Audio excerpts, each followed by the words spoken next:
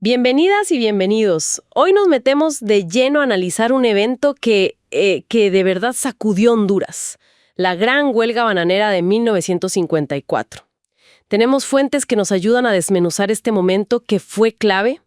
La idea es entender bien por qué estalló esta huelga tan masiva, qué significó para la gente, para los trabajadores y cómo cambió el país. Partimos de una época donde, se decía que las bananeras eran casi como un estado dentro del estado. ¿Cómo se llegó a eso? Y sobre todo, ¿qué hizo que los trabajadores dijeran hasta aquí? Vamos a ver. Exactamente. Para entender el 54 hay que mirar un poco para atrás, ¿no? Honduras venía de, décadas de dictadura con Tiburcio Carías Andino y una economía súper dominada por dos gigantes, la United Fruit y la Standard Fruit Company. Su poder era tal que influían en leyes hasta en quién era presidente. Y para los obreros, pues esto significaba condiciones que las fuentes describen como de explotación sin límites. Eran vistos básicamente como mano de obra barata, reemplazable, sin derechos reales. Qué fuerte eso de mano de obra barata y reemplazable. ¿Y qué quejas concretas tenían? O sea, en el día a día. Pues mira, las quejas eran muy específicas. Salarios bajísimos, que a veces ni siquiera eran en efectivo, sino con cupones para las tiendas de la compañía. Jornadas de trabajo, agotadoras, muchas veces más de 8 horas. Despidos sin ninguna justificación. Atención médica muy mala o de plano inexistente. Y nada de pago, si te enfermabas o por vacaciones. ¿Había leyes en el papel? Sí. Alguna mención en la Constitución del 24, el Código Civil. Pero con el poder que tenían las empresas, pues era letra muerta. O sea, leyes había, pero no se aplicaban. Exacto. Y organizar un sindicato estaba prohibido formalmente. Pero la resistencia se movía por debajo, ¿no? Grupos como el Partido Comunista de Honduras, el Comité Coordinador Obrero, el Comité de Unidad Sindical, iban educando, preparando el terreno, y entonces llega Juan Manuel Gálvez al poder y hay como una leve apertura política, dicen las fuentes. Y esa pequeña ventana fue la oportunidad para que todo ese descontento acumulado, ¡pum!, estallara. Y vaya que estalló. Empezó por ahí del 1 o 2 de mayo de 1954, ¿verdad? Y lo que arrancó en las zonas bananeras, rapidísimo se convirtió en algo nacional. No eran solo los de la fruta, se sumaron trabajadores de otras industrias, casi 30,000 personas en huelga. Eso ya era desafiar directamente al sistema, ¿no? Totalmente, un desafío frontal. Y la reacción del gobierno de Gálvez, que es curioso porque él había sido abogado de la United Fruit. Ah, mira vos. ¡Qué dato! Sí. Su reacción fue, digamos, compleja. Por un lado intentó poner mesas para mediar, para negociar. Pero por otro lado no le tembló la mano para usar la fuerza. Mandó tropas a lugares clave como Puerto Cortés, ordenó que expulsaran a supuestos agitadores extranjeros. Y usó tácticas para dividir a los huelguistas.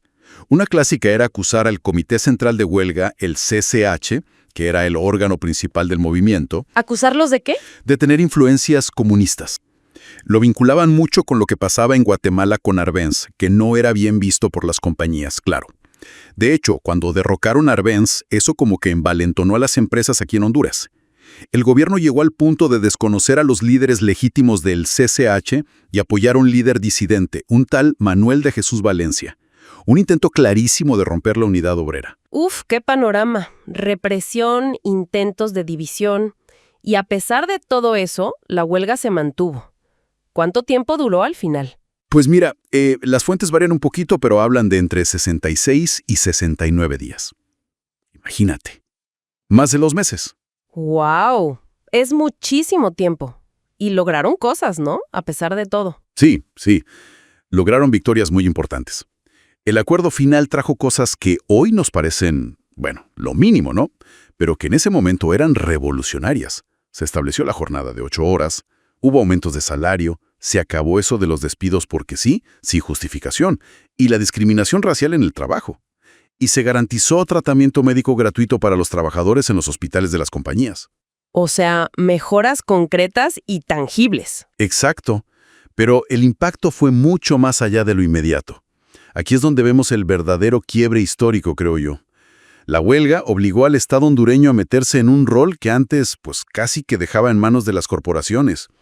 Forzó a crear instituciones clave para regular el trabajo. ¿Como cuáles, por ejemplo? Pues el Ministerio del Trabajo, el primer Código del Trabajo del país, que se aprobaría unos años después, en el 59, y el Instituto Hondureño de Seguridad Social, el famoso IHSS, también del 59.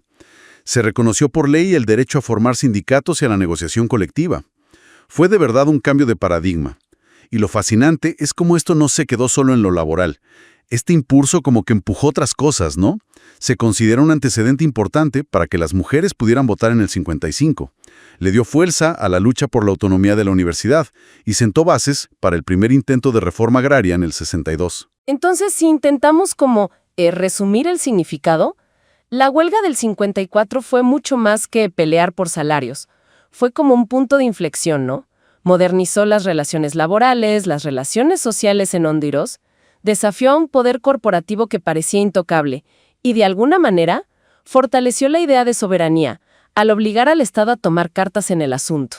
Definitivamente. Es un legado de organización, de lucha colectiva, que se recuerda cada 1 de mayo. Ahora, tampoco hay que idealizarlo como un final feliz y ya, no. Las fuentes también dicen que, después de la huelga, hubo despidos masivos. Se habla de que la fuerza laboral bananera se redujo casi a la mitad entre el 53 y el 59. ¿La mitad? Es muchísimo. Sí, y además hay análisis que dicen que algunos de esos logros, con el tiempo, se han ido perdiendo un poco, ¿no? Sobre todo con nuevas presiones económicas globales y demás. Y eso nos deja pensando. Exacto.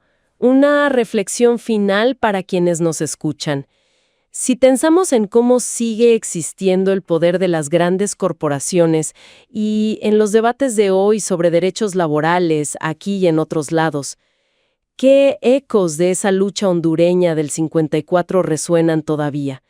¿Qué lecciones nos deja esa historia para enfrentar los desafíos de ahora?